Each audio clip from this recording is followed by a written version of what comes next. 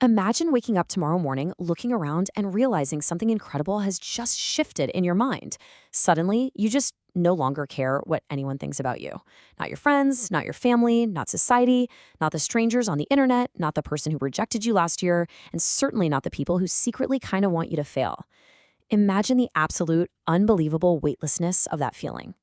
Well, welcome everyone to a brand new explainer. Today, we're unpacking a genuinely paradigm-shifting philosophy. I mean, it sounds almost impossible at first, right? But it actually holds the ultimate key to true freedom. Just think about what your life would actually look like in that reality. Would you finally completely overhaul your wardrobe and wear exactly what you want to wear instead of what's expected of you? Would you finally pull the trigger and start that business you've been dreaming about in secret for years? Or maybe would you pack your bags and leave that relationship that's just been slowly destroying your peace of mind? Would you finally speak your actual truth in those endless corporate meetings, in your personal relationships, and maybe most importantly, to yourself? Would you finally just stop apologizing for becoming the person you always wanted to be? Now, look, I know these are heavy questions right out of the gate, but they force us to confront the invisible chains we literally let other people wrap around us every single day. If you go out and ask most people what is standing between them and true happiness, they'll usually give you a very standard, predictable list. They're going to tell you the obstacle is a lack of money, or a paralyzing fear of failure. Or they'll point a finger squarely at their past and say they're just a product of their circumstances. But according to one of the most powerful psychological books ever written, these are actually just distractions.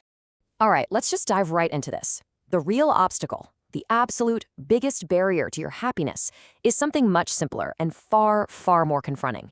It is your desperate need to be liked. This is the core premise of The Courage to be Disliked, which is an incredible book based on the brilliant philosophy of Alfred Adler. Adlerian psychology presents a pretty radical argument. It says you are not controlled by your past, you absolutely do not need to be loved by everyone, and your happiness, it's not something someone else can just hand to you. But to unlock this kind of life, you have to accept a heavy price. Let's start by looking at what Adler calls the prison of your past. To really begin our journey here, Adlerian psychology completely flips the script on how we view our history. It argues that while your past experiences are very real and sometimes genuinely painful, they absolutely do not determine your current life. Instead of living according to the past, Adler says we actually use the past to justify the life we are choosing right now. Let me give you an example. A person might say, well, I avoid people because I'm terrified of being rejected. But think about it. By never meeting anyone, they never risk rejection. Their shyness is actually a highly effective protection mechanism they're choosing today. If you act like a prisoner constantly asking, what happened to me, you're going to remain chained. But if you shift that mindset just slightly to ask, what am I trying to achieve through my behavior right now, you suddenly hold all the power in the present. So the crucial point here is that your freedom begins the exact second you realize you are holding the pen. Two completely different people can experience the exact same failure. One decides, you know what, I'm never trying that again. The other decides, okay, now I know exactly what I need to improve. The event itself is identical, but the meaning they give it is entirely different. You can fully acknowledge that someone hurt you or that you were rejected, while simultaneously refusing to let that event author the rest of your life. And guys, that isn't weakness, that is ultimate ownership. Which brings us to our next major shift, stopping the endless cycle of living for approval. Because once we finally break out of the prison of the past, we immediately crash headfirst into the expectations of other people. Trying to please everyone exposes a pretty terrifying reality. You end up creating all these different fragmented masks. You have one version of yourself for your family, right? Then a completely different one for your friends. A highly curated, picture-perfect one for social media. And yet another one for your partner. You basically end up living as a full-time actor. And eventually, you look in the mirror and you have absolutely no idea who you truly are anymore. If you live your entire life just trying to satisfy everyone's conflicting demands, you are inevitably going to betray yourself. A huge part of this approval-seeking behavior is fueled by constant comparison. Treating life as a competition, where you're sprinting desperately to beat everyone else around you, is just a guaranteed recipe for misery. Why? Because it's an unwinnable race. Literally unwinnable. Someone is always going to be richer or more successful or better looking. Always. If your happiness relies on defeating others, you will never, ever be free. The true shift happens when you realize your life is a journey, not a race. The only person you ever actually need to compare yourself to is the person you were yesterday. And that idea leads perfectly into the third concept, the separation of tasks. Now, I have to say, this is what I believe is the most practical, incredibly liberating psychological tool in this entire explainer, the separation of tasks. Adler defines this as the practice of relentlessly distinguishing between what is in your control and what is not. It's so simple, but so profound. Whenever you face a problem or a conflict or a tough decision, you simply have to stop and ask yourself, wait, whose task is this? Applying this concept instantly cuts the puppet strings of control in your life. Let's say you want to pursue a career that your parents completely and utterly disapprove of. Well, it is your task to make your decision, lay the bricks, and build your own path. It is their task to decide how they feel about it. Their disappointment belongs entirely to them. It is not your job to manage their emotions. And look, this doesn't mean you just ignore everyone or become a rude, selfish person. It just means you stop confusing responsibility. You can respect someone's opinion without obeying it, and you can love someone deeply without letting them dictate the terms of your life. Now we need to look at a concept that might surprise you, the danger of seeking praise. Because once you stop letting others control you through their disappointment or anger, you have to watch out for an even sneakier trap. And that trap is praise. When you live your life constantly seeking praise, you are operating in a hierarchy. You're putting yourself below someone else. It makes your entire life performative and highly conditional. You don't create art to express yourself anymore. You create it for the likes. It creates total dependence. Adler suggests a massive pivot here, shifting from seeking praise to seeking contribution. Contribution comes from a place of total equality. It's unconditional. Doing your work sincerely, helping a neighbor, just being kind.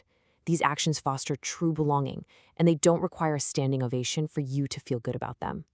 If you get this wrong, you build yourself into an exhausting, endless cycle. Think of it as the treadmill of praise.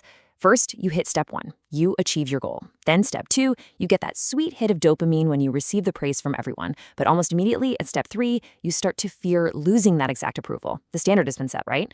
So what happens at step 4? You desperately need a brand new goal to earn that praise all over again. The finish line literally just keeps moving. You become a machine designed only to produce results, absolutely terrified that on your least productive day, you're completely worthless. You absolutely have to shatter that treadmill. And you do it with this one fundamental realization. I am valuable simply because I exist. Not because you achieved something great today, not because you performed perfectly at your job. A human being's worth is not some prize you receive after becoming flawless. Your mere existence is a contribution to the world. If you can internalize this, really, truly internalize it, you will never have to hustle for your basic human worth ever again. Next, let's talk about the absolute necessity of living in the present.